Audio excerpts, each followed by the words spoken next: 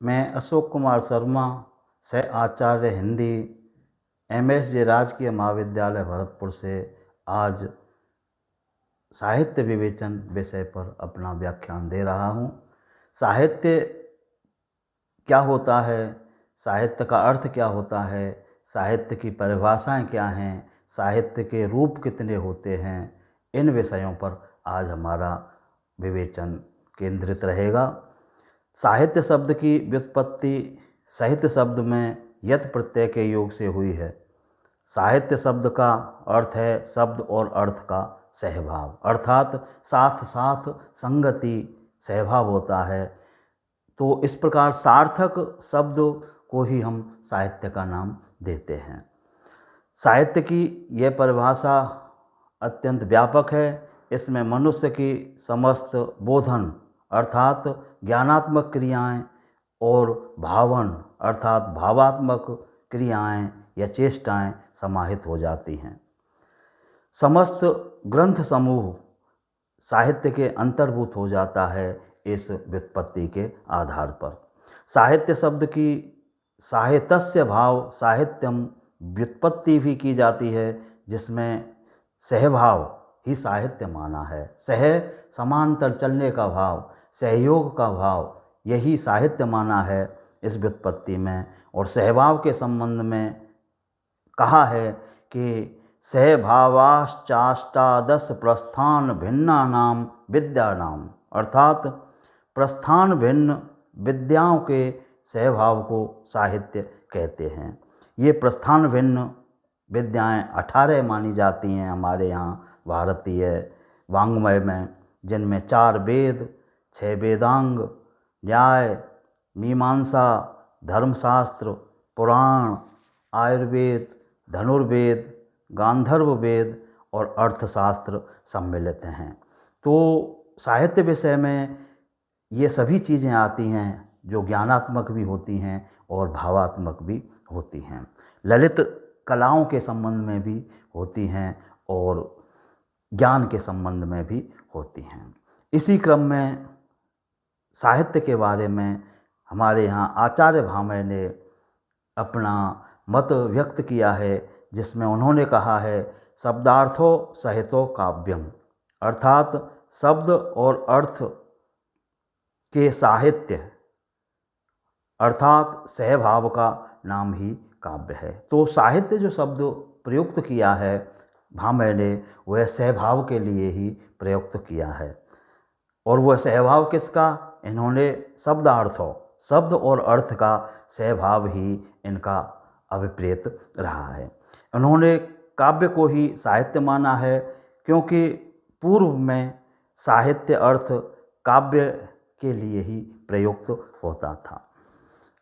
इसी क्रम में आचार्य कुंतक ने साहित्य मनयो शोभा शालिताम प्रति काप्यसो अन्यूनानतिरिक्तत्व मनोहारण्यवस्थिति, अर्थात शोभाशालिता के प्रति शब्द और अर्थ की न्यून और आधिक्य से रहित कुछ अनिर्वचनीय मनोहर स्थिति ही साहित्य है। तो इन्होंने भी शब्द और अर्थ की और शब्द और अर्थ का प्रयोग भी या उनका सहभाव भी न्यून भी नहीं होना चाहिए और आधिक्य भी नहीं होना चाहिए। परस्पर सह बराबर का भाव होना चाहिए, बराबर की सम्मिलिति होनी चाहिए। उसके द्वारा ही साहित्य की रचना की जाती है और वह व्यक्तियों के लिए, जो पढ़ने वाले हैं, समझने वाले हैं, उनको शोभामयी दिखनी चाहिए, मनोहर होनी चाहिए। इस प्रकार से आचार्य कुंतक ने अपनी परिभाषा दी है। इसके बाद में आचार्य राजशेखर ने साहित्य शब्द पर चिंतन करते हुए कहा है कि शब्दार्थयोर यथावत् सहभावेन विद्या साहित्य विद्या, अर्थात सहृदयों को आह्लादित करने वाले शब्द और अर्थ के सहयोग वाली विद्या साहित्य विद्या है। तो इसमें भी सहयोग जो भाव है वो साहित्य के लिए प्रयुक्त किया है आचार्य राजशेखर ने। और वो साहित्य किसका? शब्द और अर्थ का साहित्य, जो सार्थकता प्रदान करते हैं इस प्रकार का जो ज्ञान है या इस प्रकार की विद्या है वह साहित्य विद्या के नाम से आचार्य राजशेखर ने और स्पष्ट की है। शब्द कल्पद्रुम ग्रंथ में भी इसी भाव को लेकर के और लिखा गया है कि मनुष्यकृत श्लोकामय ग्रंथ विशेष है साहित्यम, अर्थात मनुष्य द्वारा रचित श्लोकमय ग्रंथ साहित्य है। तो यहाँ पर शब्द कल्पद्रुम में श्लोकमय साहित्य को ही और साहित्य माना है, क्योंकि पहले जो साहित्य लिखा जाता था वह श्लोकों में ही लिखा जाता था, चाहे वो वेद हों, चाहे वो पुराण हों, चाहे काव्य हों, चाहे नीति ग्रंथ हों, सभी श्लोक में ही लिखे जाते थे। इसी क्रम में आचार्य विश्वनाथ ने चिंतन किया है, तो आचार्य विश्वनाथ से पहले साहित्य के लिए काव्य शब्द का प्रयोग होता था और काव्य अलंकार, काव्य मीमांसा, काव्यादर्श इस तरह के नाम ही उन ग्रंथों के रखे जाते थे जिनमें साहित्य की चर्चा की जाती थी। किंतु आचार्य विश्वनाथ ने अपने ग्रंथ का नाम साहित्य दर्पण रखा और उस साहित्य दर्पण को उन्होंने विस्तृत रूप दिया और काव्य शास्त्र की जो परंपरा है या काव्य शास्त्र के चिंतन की जो स्थिति है वह उनके साहित्य दर्पण काव्य में स्पष्ट होती है, अभिव्यक्त होती है। हिंदी के आलोचकों ने भी इसके बारे में और चिंतन किया है, जिनमें आचार्य महावीर प्रसाद द्विवेदी का नाम लिया जा सकता है। तो आचार्य महावीर प्रसाद द्विवेदी ने साहित्य के बारे में कहा है कि ज्ञान राशि के संचित कोश का नाम साहित्य है। तो ज्ञान राशि ये इतना विस्तृत शब्द है, इतना विशाल शब्द है कि इसमें संपूर्ण जो वाङ्मय है वो समाहित हो जाता है, चाहे वो इतिहास से संबंधित ज्ञान हो, चाहे वो ज्योतिष से संबंधित ज्ञान हो, चाहे दर्शन से संबंधित ज्ञान हो, चाहे धर्मशास्त्र से संबंधित ज्ञान हो, चाहे पुराणों से संबंधित ज्ञान हो, चाहे विज्ञान से संबंधित ज्ञान हो, ये सभी इस ज्ञान राशि के अंतर्गत समाहित हो जाते हैं। तो ये कोश अर्थात ज्ञान का जो कोश है वो साहित्य माना जाता है। तो इस परिभाषा में द्विवेदी जी ने संपूर्ण ज्ञान को और साहित्य का नाम दिया है। तो आज जो साहित्य शब्द का प्रयोग होता है वो समस्त वाङ्मय के लिए हो रहा है, जिसमें इतिहास, विज्ञान, दर्शन, शास्त्र व काव्य आदि सम्मिलित हैं। हिंदी के आलोचक और लेखकों ने भी इसमें बहुत योगदान दिया है। तो साहित्य के बारे में और जब बात आती है तो साहित्य शब्द मूल रूप में शास्त्र के अर्थ में प्रयुक्त होता था। 650 ईस्वी के लगभग भर्तृहरि ने साहित्य, संगीत और कला की त्रयी में साहित्य को काव्य का समानार्थक माना। इसके बाद साहित्य शब्द केवल काव्य के लिए ही प्रयुक्त होने लगा, जिसकी रचना के लिए भावुकता को आवश्यक माना जाने लगा। अर्थात भर्तृहरि ने साहित्य शब्द का जो प्रयोग किया वो केवल काव्य के लिए ही किया और तब से काव्य के रूप में साहित्य का प्रयोग किया जाने लगा है। तो भावुक साहित्य होता है या भावात्मक जो साहित्य होता है वह साहित्य के अंतर्गत माना जाने लगा है, जिसका हृदय निर्मल दर्पण के समान स्वच्छ और मक्खन के समान कोमल है, जिस पर प्रत्येक भाव का प्रभाव अविकल रूप से प्रतिबिंबित हो जाता है, वही साहित्य शास्त्र का उत्तम अधिकारी माना जाता है। तो यहाँ पर अधिकारी की बात आती है कि साहित्य का अधिकारी या साहित्य शास्त्र का अधिकारी कौन सा है, तो वही माना गया है जिसका हृदय निर्मल हो। अर्थात भावनाओं को ज़्यादा महत्व दिया गया है साहित्य के अंतर्गत, संवेदनाओं को ज़्यादा महत्व दिया गया है साहित्य के अंतर्गत, संवेगों के लिए ज़्यादा महत्व दिया गया है साहित्य के अंतर्गत।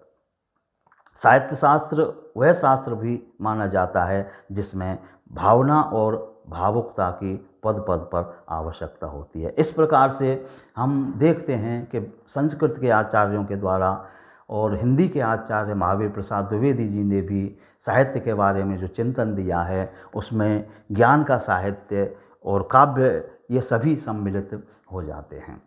तो अब हम साहित्य के रूप के बारे में चर्चा करेंगे कि साहित्य के रूप कितने होते हैं, साहित्य के भेद कितने होते हैं। तो हम रूप जो शब्द है उसको स्पष्ट कर लेना चाहते हैं पहले। तो इसमें रूप किसी वस्तु के अस्तित्व का वह आभ्यंतर कारण है जिसके द्वारा उस वस्तु के उपादान को आकार प्राप्त होता है। तो इसमें अस्तित्व वस्तु का होता है, अस्तित्व विचार का होता है, और उस विचार के लिए, उस वस्तु के लिए, और जो हम आकार देते हैं वह रूप माना जाता है। जो हमारे मन के अंतर्गत पैदा होती हैं और उनको आकार दे करके जब हम परिपक्व करते हैं विचारों के लिए, वस्तुओं के ज्ञान के लिए, वस्तुओं की समझ के संबंध में, तो वह फिर रूप को प्राप्त होती है। साहित्यकार अपने उपादान, साहित्यकार का जो उपादान होता है या साहित्यकार का जो रॉ मटेरियल होता है, कच्चा माल होता है, वह भाषा होती है। तो साहित्यकार अपने उपादान भाषा को जो रूप प्रदान करता है वह पहले उसके मन में उठा हुआ अस्पष्ट और रूपहीन विचार आभास होता है। अर्थात जो भी चिंतक होते हैं उनके मन में पहले विचार परिपक्व नहीं होते हैं, विचारों का आभास या विचारों की छाया मात्र सी ही स्पष्ट होती है। और जब वह छाया मात्र या विचार आभास जब रचनाकार के मन में पैदा होते हैं तो वह प्रेरणात्मक होते हैं। और जब विचारों का आभास है जो धुंधला सा होता है, स्पष्ट होने लगता है, तो अनुभव बन जाता है। और जब अनुभव बन जाता है तो वह अभिव्यक्त होकर के रूप का आकार धारण कर लेता है। तो इस प्रकार से रूप की क्रिया होती है। तो वह रूप किस प्रकार से निर्धारित हुआ है, तो इसके लिए हम बुद्धि या तर्क से तथा अनुभूति और कल्पना से इनका उत्पन्न होना मान सकते हैं।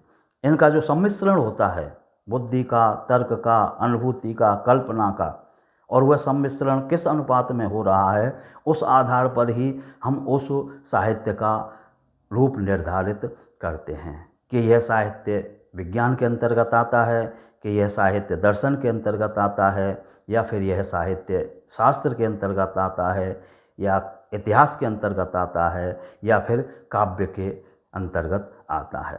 तो ये जो रूप हैं वह तर्क और बुद्धि से, अनुभूति और कल्पना से ही निर्धारित होते हैं। तो अब इन रूपों को हम देख सकते हैं कि पहला जो साहित्य होता है, या विज्ञान के रूप में हम साहित्य देख सकते हैं कि वैज्ञानिक साहित्य क्या होता है, इसका निर्माण कैसे होता है, इसमें कौन से तत्व हैं जो विज्ञान के निर्माण को, या जैसे हम विज्ञान कह सकते हैं, इस बात को स्पष्ट करते हैं।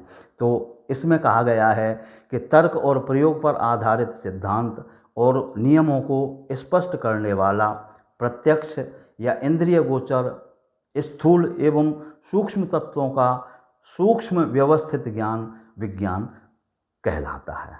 तो इसमें जो तथ्य होते हैं वो सामान्यतः भौतिक होते हैं, और तर्क के द्वारा उनको प्रयोग के आधार पर परखा जाता है, उनका प्रयोग किया जाता है, और उसके जो परिणाम निकलते हैं उन परिणामों को सिद्धांतों के रूप में स्पष्ट किया जाता है।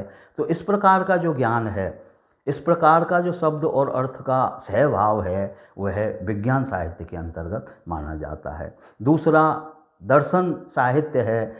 तो दर्शन साहित्य काल्पनिक तथ्यों के आधार पर विश्व का रहस्योद्घाटन करने का प्रयत्न करने वाला ज्ञान होता है, और यह दर्शन भी तर्क और बुद्धि पर आधारित होता है। इसमें भी तर्क किए जाते हैं जो हमने कल्पना की हैं, जिन विचारों की कल्पना की हैं, और बुद्धि के द्वारा उनका निश्चय करके फिर हम अभिव्यक्त करते हैं उस ग्रंथ के लिए, या उस भाव के लिए, उस विचार के लिए कि यह दर्शन है।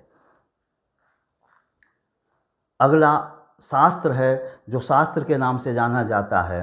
तो शास्त्र क्या होता है, इसके बारे में कहा है कि मानव जीवन से संबंधित और उसके उपयोगी नियम और सिद्धांत जो जीवन के किसी पक्ष की एक पूर्ण धारणा को स्पष्ट करते हैं, शास्त्र कहलाते हैं। तो मानव जीवन से संबंधित मर्यादाओं का, मानव जीवन को सुखमय, सुंदर, व्यवस्थित ढंग से संपन्न करने वाला या व्यवस्थित ढंग से चलाने वाला जो शास्त्र है, वह शास्त्र के नाम से जाना जाता है, जिसमें मर्यादाएं होती हैं, विधि होती हैं, निषेध होते हैं, क्या व्यक्ति को करना चाहिए सुंदर जीवन जीने के लिए, क्या नहीं करना चाहिए सुखमय जीवन जीने के लिए। तो इन बातों का जिसमें उल्लेख होता है वह साहित्य शास्त्र के नाम से जाना जाता है। अगला इतिहास है। तो हम इतिहास किसे कहते हैं कि किसी वस्तु, व्यक्ति या जाति के व्यतीत वृत्तांत का प्रमाण के लेखा इतिहास कहलाता है। कोई वस्तु है, अतीत में थी, तो उसका क्या स्वरूप था, किस प्रकार से उसका आकार था, निर्माण था, क्या उपयोगिता थी, व्यक्ति था, व्यक्ति कैसा था, क्या मूल्य थे उसके, कैसा जीवन था, और जाति या जो समूह था वो किस प्रकार का था, उसकी धारणाएं क्या थी, उसकी मान्यताएं क्या थी, क्या प्रयोग करते थे, क्या उनकी संस्कृति थी, क्या उनकी सभ्यता थी। तो ये सब चीज़ें इतिहास के अंतर्गत या इतिहास साहित्य के अंतर्गत हम अध्ययन करते हैं। तो उसका जो रूप है वह भी इसी तरह से निर्धारित होता है कि तर्क ज़्यादा है उसमें, या बुद्धि ज़्यादा है, या फिर कल्पना ज़्यादा है, या फिर भावात्मकता अधिक है। अगला जो है वह साहित्य का काव्य रूप है। तो काव्य के बारे में कहा है कि काव्य एक सृजन है और इसका संबंध विश्लेषण, तर्क, बुद्धि से उतना नहीं है जितना रचनात्मक प्रतिभा से है। तो काव्य ही है जो रचनात्मक होता है, जिसमें सृजन होता है।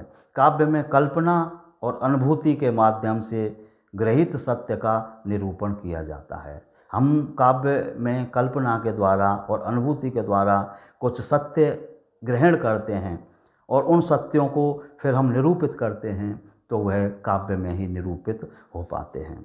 इस प्रकार से काव्य में भावना की प्रधानता होती है। काव्य को हम दो भेदों में विभाजित कर सकते हैं, जिनमें पहला पद्य काव्य होता है। तो पद्य काव्य क्या होता है? छंदबद्ध रचना पद्य कहलाती है, और इसके फिर दो प्रकार हम सामान्यतः अध्ययन के लिए करते हैं, जिनमें एक तो प्रबंध काव्य होते हैं और दूसरा मुक्तक काव्य होता है। प्रबंध काव्य को लिखने का एक तरीका होता है, एक मर्यादा होती है, उसमें एक कथा ली जाती है और कथा के लिए फिर हम आगे बढ़ाते जाते हैं, और वह एक आनंद देने वाली रचना होती है। मुक्तक काव्य में छोटी रचना होती है जो छंदबद्ध होती है, और उसमें भी आनंद की या क्षणिक आनंद की अनुभूति हमें प्राप्त होती है। दूसरा काव्य का जो भेद है या काव्य का रूप है वह गद्य है। तो यह छंदहीन रचना है, इसमें रचना के लिए छंदों की आवश्यकता नहीं होती है। तो इसमें उपन्यास, कहानी, नाटक, एकांकी, रिपोर्टाज, संस्मरण, जीवनी आदि जो विधाएं हैं गद्य की वो आती हैं, और उनकी रचनाओं का या उन रचनाओं को लिखने का जो आधार होता है वह भी भावनात्मक, विचारात्मक और ज्ञानात्मक किसी भी तरह का हो सकता है। लेकिन मुख्य जो बात होती है वह काव्य में भावात्मक ही होती है, संवेदनशीलता की ही होती है। इस प्रकार से हमने इस व्याख्यान में अध्ययन किया है कि साहित्य का अर्थ क्या होता है और उसके भेद क्या होते हैं, और साहित्य का जो क्षेत्र है, साहित्य का विस्तार है, वो कहाँ तक फैला हुआ है।